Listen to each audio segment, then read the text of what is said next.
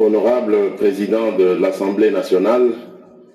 Honorable Président du Sénat, Monsieur le Premier ministre, chef du gouvernement, Monsieur le Président du Conseil supérieur de la magistrature, honorables députés et sénateurs, Mesdames et Messieurs les membres du gouvernement, Monsieur le Président du Conseil économique et social, Messieurs les présidents des institutions d'appui à la démocratie, Mesdames et Messieurs, distingués invités, mes très chers compatriotes, il y a exactement 2 ans et 3 mois, jour pour jour, que la situation exceptionnelle dans la partie orientale de notre pays, caractérisée par une insécurité persistante qui sévit depuis 3 décennies, avec une menace certaine sur la souveraineté nationale et le fonctionnement régulier des institutions, m'imposait, en vertu des obligations constitutionnelles et conformément aux dispositions des articles 69, 85, 144 et 145 de la Constitution, de proclamer l'état de siège dans les provinces de l'Ituri et du Nord Kivu par l'ordonnance numéro 21/015 du 3 mai 2021. En effet, après avoir dûment informé la nation par mon adresse, j'avais activé ce dispositif constitutionnel exceptionnel avec l'engagement et la détermination d'endiguer ces menaces graves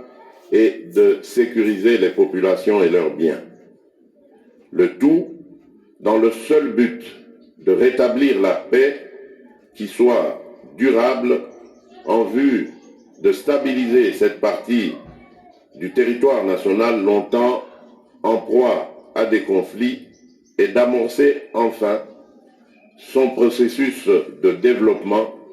au même titre que toutes les autres provinces de notre pays. C'est dans ce sens qu'il faut comprendre le maintien à ce jour de cette mesure exceptionnelle. Ceci notamment à travers ces prorogations successives et les missions d'itinérance initiées en collaboration avec le gouvernement, comme l'a dit Monsieur le Premier ministre, s'inscrivant dans une perspective de consolider les acquis des opérations militaires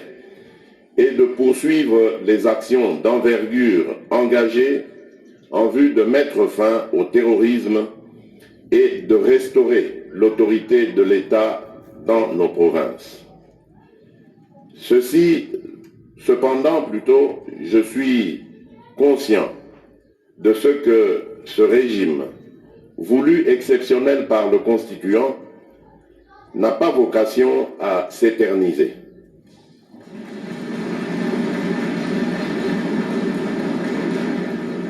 En effet, au-delà du fait qu'il demeure le cadre approprié et compatible avec la nature des opérations déployées pour mieux affronter les ennemis de la paix, l'état de siège impose aux populations de l'Ituri et du Nord Kivu, en dépit de ces résultats encourageants, de consentir à des sacrifices qui affectent leur mode de vie habituel. À ce propos, des rapports des missions d'évaluation de l'état de siège effectués par le gouvernement ont mis en lumière quelques atermoiements et autres divergences quant aux effets durables de la dite mesure pour lesquels des recommandations ont été formulées. C'est pourquoi, tout en saluant les efforts inlassables et louables de nos forces de défense et de sécurité, ainsi que de tous les acteurs engagés dans la mise en œuvre de ce dispositif, je n'ai pas hésité un seul instant à accorder toute mon attention aux opinions manifestées par les différentes couches politiques, sociales, économiques et sécuritaires des provinces concernées par l'état de siège. J'ai donc entrepris une série de consultations, dont une audience accordée aux élus nationaux du Nord Kivu et de l'Ituri en octobre 2022, afin de décider consciencieusement des orientations à donner aux recommandations formulées sur le maintien ou non de cette mesure. Au vu des préoccupations exprimées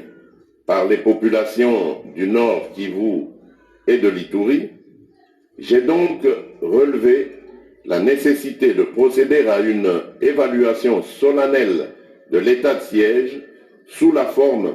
d'une table ronde inclusive afin de réfléchir et d'envisager ensemble les bases d'une orientation optimale tout en préservant les acquis générés par cette mesure exceptionnelle. Honorable Président de l'Assemblée nationale, Honorable Président du Sénat, Monsieur le Premier ministre, chef du gouvernement,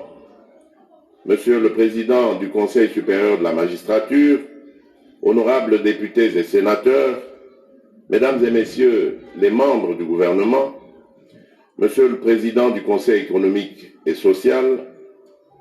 Messieurs les présidents des institutions d'appui à la démocratie, Mesdames et Messieurs distingués invités, mes très chers compatriotes, vous l'aurez certainement compris, ici repose donc la raison d'être de la table ronde convoquée ce jour à Kinshasa. Je vous demande de bien vouloir prendre la mesure, la vraie, de la situation, tout en appelant au sens élevé de votre responsabilité, car il en va de la survie de la nation tout entière.